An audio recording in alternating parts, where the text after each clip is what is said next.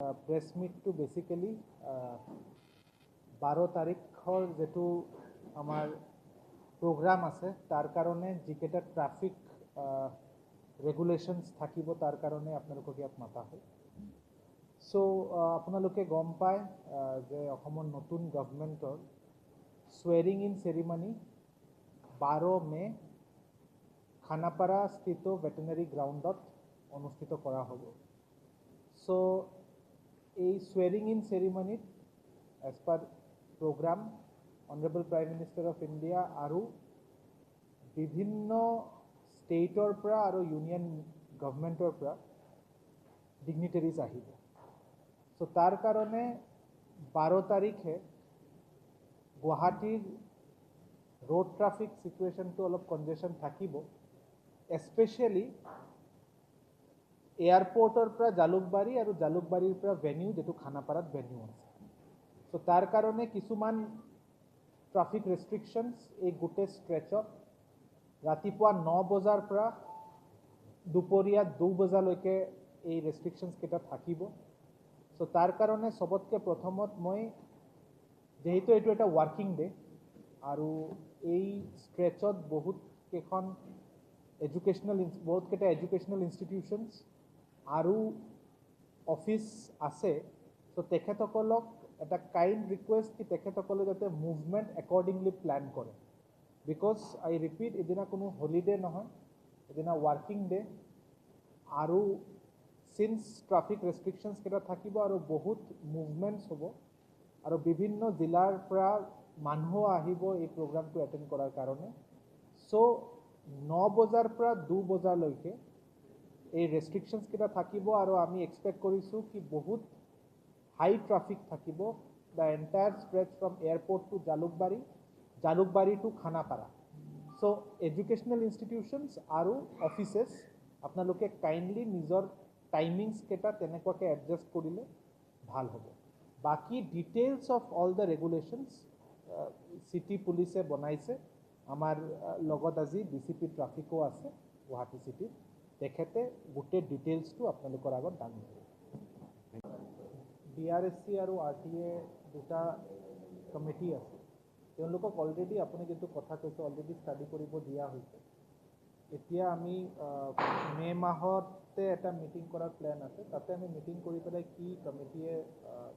Recommend কৰে ষ্টাডিটো এইটোৰ বেচিছত আমি পইণ্ট বাই পইণ্ট বেচিছত আমি ট্ৰাই কৰিম কি কিবা যদি কৰা যায় ইমপ্লিমেণ্টেবল আমি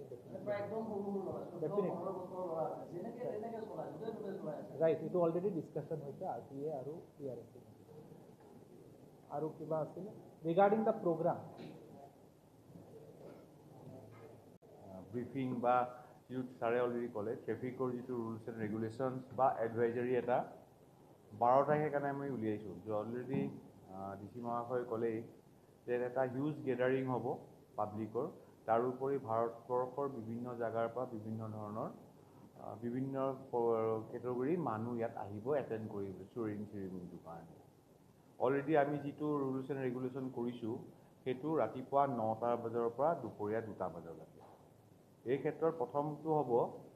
যিটো NH-27 আছে, NH-27টোত আমি সকলো ধৰণৰ ডাঙৰ গাড়ী যিবিলাক মাল কঢ়িওৱা গাড়ী থাকে, বাছ, ট্ৰাক, বিশেষকৈ ট্ৰাক, ডাম্পাৰ, JCB, হাইড্ৰা, এই কোনো ধৰণৰ গাড়ীখিনি চলাচল আমি NH-27 আৰু NH-17ত আমি হ'ব নিদিম, সেইটো ৰেষ্ট্ৰিকশ্যন কৰা হৈছে। একৰ্ডিংলি যিবোৰ সৰু গাড়ী আছে যেনে শ্ল' মুভিং ভেহিকেলছ, ঠেলা হওক, ই-ৰিক্সাজ হওক, সেই শ্ল' মুভিং ভেহিকেলছখিনিও একে NH-27 আৰু NH-17। NH-27টো মই কৈছোঁ আপোনাৰ কন্যাধৰা পইণ্টৰ পৰা ভূপেন হাজৰিকা সমাধি ক্ষেত্ৰলৈকে, আকৌ ভূপেন হাজৰিকা সমাধি ক্ষেত্ৰৰ পৰা আজৰালৈকে এই অঞ্চলটোত স্মল শ্ল' মুভিং ভেহিকেল আৰু যিখিনি ডাঙৰ ডাঙৰ ট্ৰাক, ডাম্পাৰ, JCB সেইখিনি প্ৰযোজ্য বন্ধ কৰা হ'ব। ছাৰে অলৰেডি ক'লে আপোনালোকৰ থ্ৰুদি সেইকাৰণে এটা অসমবাসী ৰাইজক অনুৰোধ কৰিছোঁ পৰাপক্ষত তেওঁলোকে সেই পাৰ্টিকুলাৰ ডে'টোত NH-27টো এভইড কৰি, আকৌ কৈছোঁ NH-27টো এভইড কৰি GS ৰোডটো ইউজ কৰে যাতে। GS ৰোডৰ ফালে গ'লে সুবিধা হ'ব আৰু যিখিনি আমাৰ ধৰক মানুহ বা ভ্ৰমণকাৰী আছে LGBI এয়াৰপৰ্টলৈ যাব তেওঁলোকক এটা অনুৰোধ কৰিছোঁ আপোনালোকক হতুৱাই যে তেওঁলোক মিনিমাম 2 ঘণ্টা এটা এক্সট্ৰা টাইম যেতিয়া হাতত লৈ মুভ কৰে মিনিমাম 2 ঘণ্টা এটা টাইম হাতত লৈ মুভ কৰিলে যেহেতু বহুত ধৰণৰ বহুত জনগণৰ সমাগম হ'ব সেইটোৰ কাৰণে মিনিমাম 2 ঘণ্টা এটা হাতত লৈ আগত লৈ তেওঁলোকে যাতে LGBI এয়াৰপৰ্টলৈ যাত্ৰা কৰে তাৰপিছত এটা কৰা হৈছে আপোনালোকে কন্যাধৰা পইণ্টৰ পৰা ইঞ্জিনিয়াৰিং কাটিং যিটো জালুকবাৰী ব্ৰিজখন নোপোৱাৰ আগতে যিটো ইঞ্জিনিয়াৰিং কলেজৰ এটা 3 4 এটা আছে সেইখিনিত হ'ব কি অকল এটা চাইডে বোথ ৱে গাড়ী মুভমেণ্ট হ'ব তাৰমানে আপুনি যদি চাই কন্যাধৰা পইণ্টৰ পৰা যিটো লেফ্ট ট্ৰেক গৈ আছে ৰেডিশ্যনৰ পইণ্টৰ সন্মুখেদি হোটেলৰ আগেদি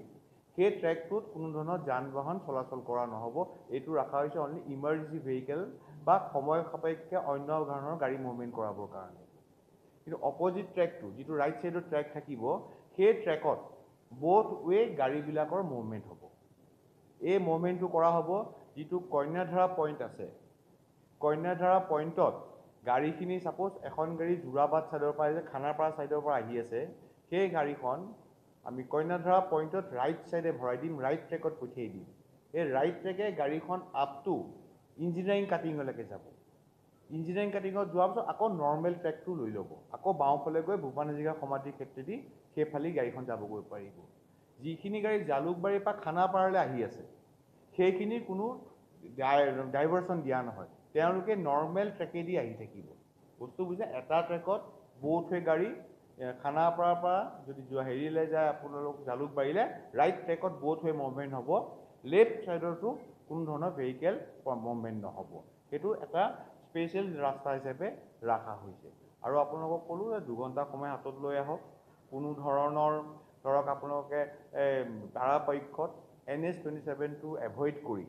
পৰাপক্ষত GS ৰোডটো যিটো আমাৰ মেইন ৰাস্তা আছে সেই GS ৰোড দি হৈ পাণবজাৰ হৈ বা চানমাৰী নতুন ব্ৰিজৰ ওপৰেদি LGBIলৈ যাবলৈ পাৰিব সেইখিনি আমাৰ বৰ্তমানলৈকে ট্ৰেফিক মুভমেণ্ট তেওঁৰ ৰেগুলেশ্যন আৰু এডভাইজাৰী আৰু যদি কিবা আছে আপুনি মোক সুধিব পাৰে থেংক ইউ অলৰেডি DC ছাৰে ক'লেই দূৰণীয়া বাছখিনি যিখিনি ৰাতি চলা বাছ আছে সেই বাছখিনি ৰাতিপুৱা আহি পাই যায়হি আমাৰ যিটো প্ৰযোজ্য হ'ব 9টা বজাৰ পৰা হ'ব আৰু 2টা বজালৈকে আৰু নিশা বাছবিলাক 2টা বজাৰ পিছতহে ওলাই যায় গতিকে সেইখিনি কোনো ধৰণৰ প্ৰযোজ্য নহ'ব হয় ৰাতিপুৱা 9 বজাৰ পৰা দুপৰীয়া 2 বজালৈকে আপোনাক কৈছে বহুত আপুনি নেশ্যনেল NH-27 2টা ট্ৰেক আছে এটা ট্ৰেকেদি বহুত হৈ গাড়ী চলিব যিহেতু আমি ডাঙৰ গাড়ীবোৰ ৰেষ্ট্ৰিকশ্যন কৰাই দিম গতিকে সৰু গাড়ীবিলাক বেছি মেক্সিমাম মুভমেণ্ট হ'ব সেই সৰু গাড়ীবিলাক ওলাই যাব আৰু যিখিনি ধৰক দূৰবৰ্ষৰ বা বাছবিলাক আহিব যিখিনি ধৰক পাব্লিক লৈ আহিব তেওঁলোকক আমি ছাৰ্ভিচ লেনেদি চলাই দিম গোটেই ছাৰ্ভিচ সেইকাৰণে মই কৈছোঁ পাৰ্কিং ছাৰ্ভিচ লেনটো নহ'ব সেই ছাৰ্ভিচ লেন দি আমি গাড়ীবিলাক মুভমেণ্ট কৰাই ৰাখিম আমি চেষ্টা কৰিছোঁ যাতে ৰাইজৰ কোনো ধৰণৰ যান জঁটৰ বা কোনো ধৰণৰ অসুবিধাৰ যাতে সন্মুখীন নহয় সেইকাৰণে এই ট্ৰেফিক এডভাইজাৰীটো বা ৰেগুলেশ্যনটো আমি কৰিছোঁ VIP পাৰ্কিং এনেকৈ একৰ্ডিংলি থাকিব